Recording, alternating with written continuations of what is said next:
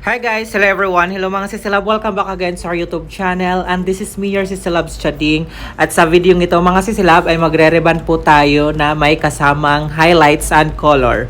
At sa mga nagtatanong kung pwede po bang ipagsabay ang highlights and color sa ribbon, depende po yon sa strands or sa status ng buhok ng ating client. So make sure na panoorin nyo po ang video ito para maintindihan nyo po. And kung excited ka na at gusto nyo malaman ang process nito, let's get started!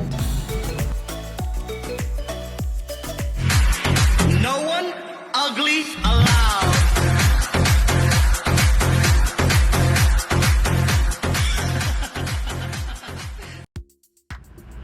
Alright mga sisilab, so ngayon magpo-proceed na po tayo sa pag-a-apply ng ating rebonding cream number 1. Pero before that, lagi ko pong sinasabi sa inyo na bago po kayo mag-apply ng rebonding cream number 1, make sure na na-wash na po yung hair ng ating client para matanggal yung mga exist product or chemical na nasa buhok ng ating client para maganda yung pag-develop ng gamot sa buhok ng ating client.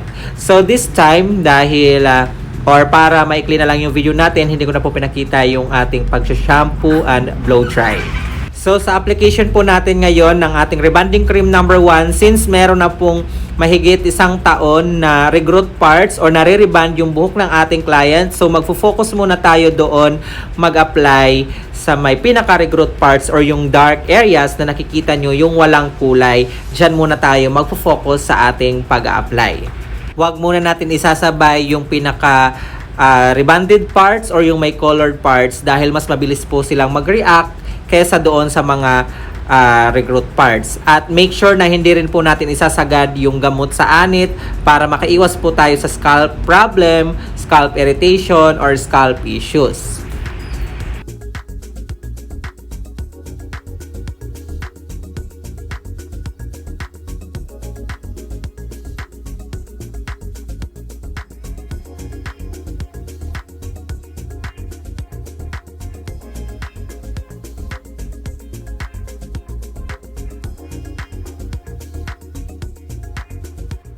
Then, after natin mag-apply ng rebonding cream number 1, since virgin hair na po yung una nating in-applyan ng rebonding cream, ibabad muna natin ito at least 30 to 45 minutes. Then, afterwards, balikan po natin at check ang buhok ng ating client kung ito po ba ay nag-react na. Then, once na nag-react na, ibababa naman po natin yung gamot doon sa rebonded parts or colored parts or doon sa parts na hindi natin nalagyan kanina ng rebonding cream number 1. Kinakailangan natin na ibaba yung gamot dahil buhaghag na po yung kanyang dating rebonded na buhok. At sprayhan po natin or alalayan natin ng spray water yung mga parts na medyo dry na para maiwasan na ma-damage ito. At from time to time mga sisilab, kinakailangan natin na i-check lalong-lalo na yung parts na rebonded na or may colored parts dahil mabilis po silang mag-react. So kinakailangan din po natin na alalayan talaga siya ng spray water para makaiwas po tayo sa damage.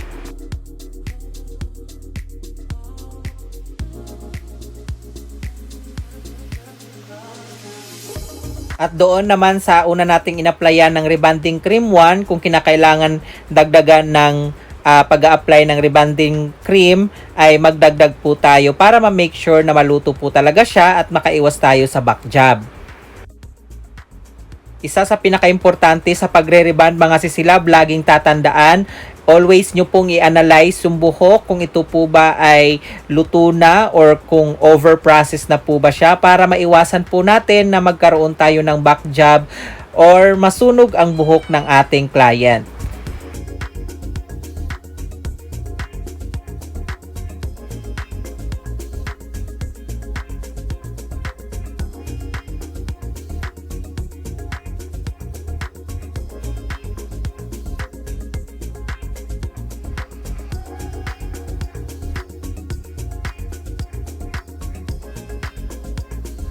So, pagkatapos natin mag-reapply mga sisilab kasama yung rebonded parts or colored parts, ibabad muna natin ito at least 5 to 10 minutes.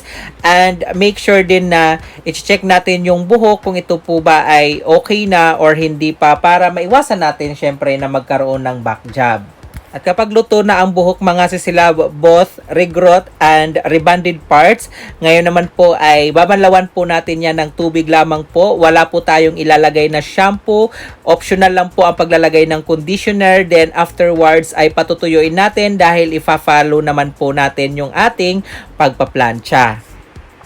So, paplansyahin lang ito mga sisilab hanggang sa matapos tayo dahil after nito ay isusunod naman po natin yung ating neutralizer.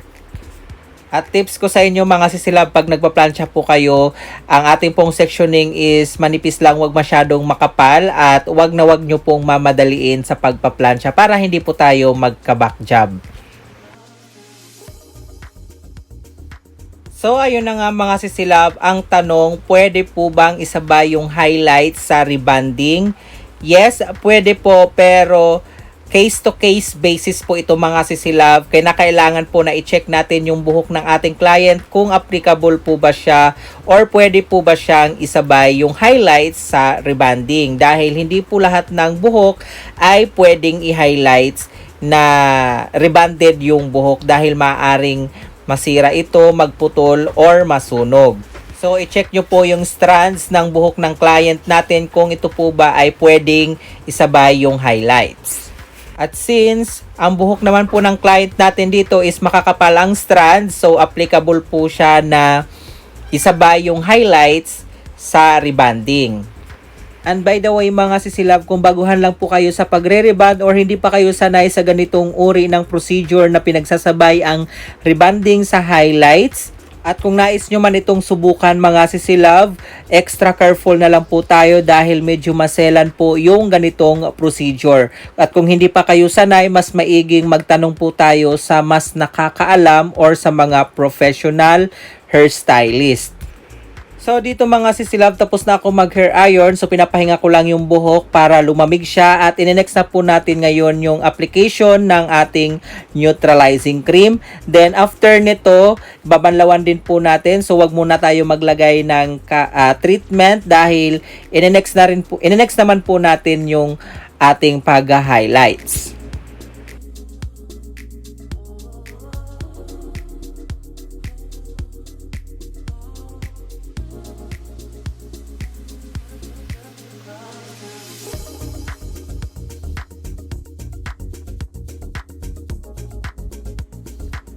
So, after natin mag-apply ng neutralizing cream, ibabad muna natin ito ng 20 to 30 minutes. Then afterwards, ay banlawan po natin. Then, in-next na po natin yung ating highlights. Alright mga sisilab, after natin mabanlawan ang ating neutralizing cream at ma-blower, ito na po ang kanyang resulta sa ating rebonding. So ayan, napakakintab na po niya kahit wala pa po siyang treatment na ina-apply. At the same time, straight na rin po siya mga sisilab. So ngayon, magre-ready na po tayo sa ating foiling or sa pag-highlights. So dito mga sisilab, before ako mag-start sa pag-foiling ay pinapartition ko muna yung buhok ng ating client para mas malinis po yung ating paglalagay ng foil. So dito mga sisilab, nag-start na po tayo maglagay ng ating foil or nag-start na po tayo sa ating pag-highlights. And syempre, nag-start po tayo dito sa back area sa may left side pataas. Then afterwards ay next naman po natin yung right side dito sa back area. Then followed po natin yung magkabilang side doon sa front area and pinaka-last sa top or yung pinaka-crown area. At kung gusto nyo makapanood ng detailed by detailed na pag-highlights mga sisilab, i-check nyo po yung ating video section dahil marami po tayong mga tutorial kung papaano ang pag-highlights. So, i-continue lang po ito natin yung pag-highlights mga sisilab, and please keep on watching para sa ating next step na gagawin.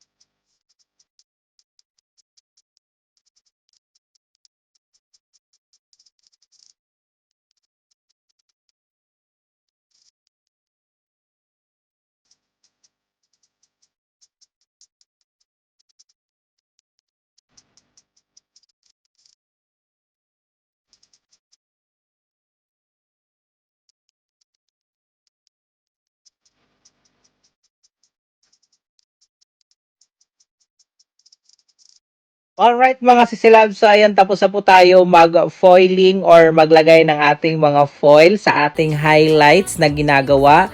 Ngayon naman po ay ibababad naman po ito natin for at least at 15 to 20 minutes. So, ganun lang po muna yung ating time checking dahil syempre rebonded po ito mga sisilab. Mahirap na baka magputol yung buhok ng ating client. Then, i-check po natin siya from time to time kung ito po ba ay nag-react na or nag-develop na yung bleach. Then once na nag-lift na yung bleaching mga sisilab doon sa ating foil, ay babanlawan din po natin yan. Then in-next na po natin yung ating hair color. So after natin mabanlawan yung ating highlights mga sisilab, hindi ko na po muna pinatuyo yung buhok ng ating client. At diretso po ako nag-apply ng ating hair color. Bali, yung ginamit ko na hair color dito mga sisilab or yung ating ipapang tone down ay silver ash with 6% mga sisilaw. Then yung application naman po natin ng hair color is root to tip na po mga sisilaw.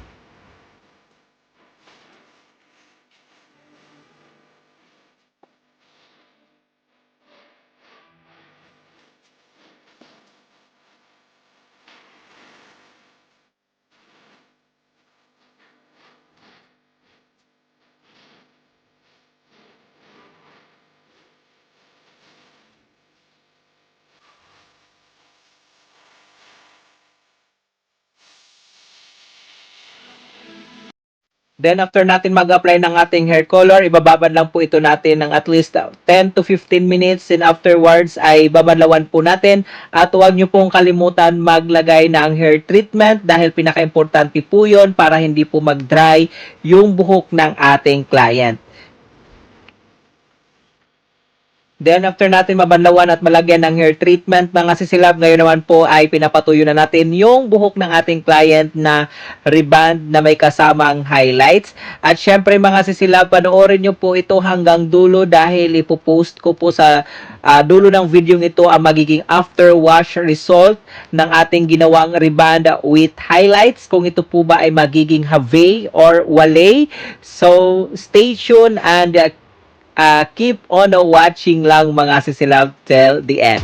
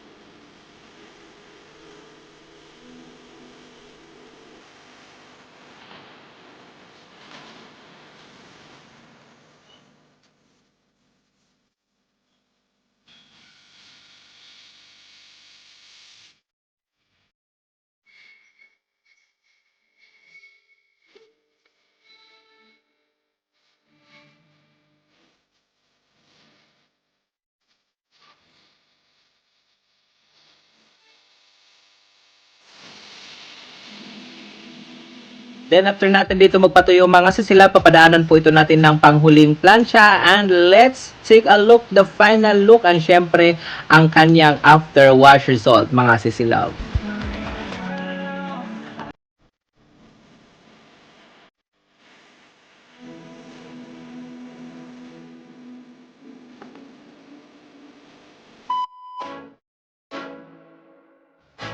There you have it mga sisilab. So ito na po ang naging final look sa ating pong ginawang rebond with highlights and color. What can you say? Comment your thought below.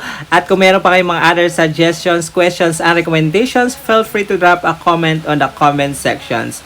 At hanggang dito na lang po ang video ito. At kung nagustuhan nyo po ito, please give this a thumbs up and don't forget to subscribe to our YouTube channel and click the notification bell below para always po kayo updated pag meron po tayong mga bagong upload dito sa ating YouTube channel. And this is Shading saying have a great hair day always mga silab until next video. Bye!